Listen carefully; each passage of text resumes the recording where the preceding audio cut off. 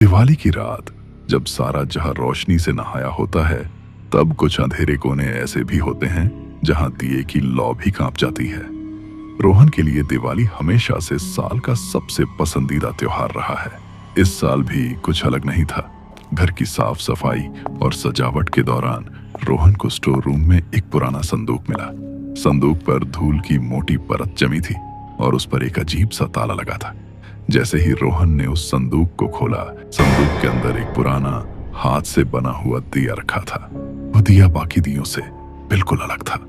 उस पर काले रंग से कुछ अजीब से निशान बने हुए थे जो किसी अनजानी भाषा में लिखे हुए लग रहे थे। रोहन को वो दिया बहुत आकर्षक लगा और उसने फैसला किया कि इस दिवाली वो इसे भी जलाएगा। रोहन ने उस पुराने दिए को उठाया और उसे सबसे अंधेरे कोने में ले जाकर जला दिया।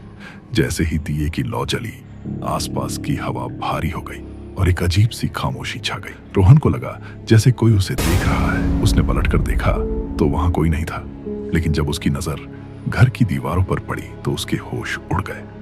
दिए की रोशनी में दीवारों पर बन रही परछाइयां अब स्थिर नहीं थी। वे हिल रही थी, नाच रही थी और धीरे धीरे एक भयानक आकार ले रही थी। रोहन का दिल जोर जोर से धड़कने लगा। अब उसे परछाइयों में से फुसफुसाने की आवाजें आने लगी। वो आवाजें उसे उसके नाम से पुकार रही थी। डर के मारे रोहन नीचे की ओर भागा, लेकिन घर का नजारा देखकर उसकी चीख निकल गई।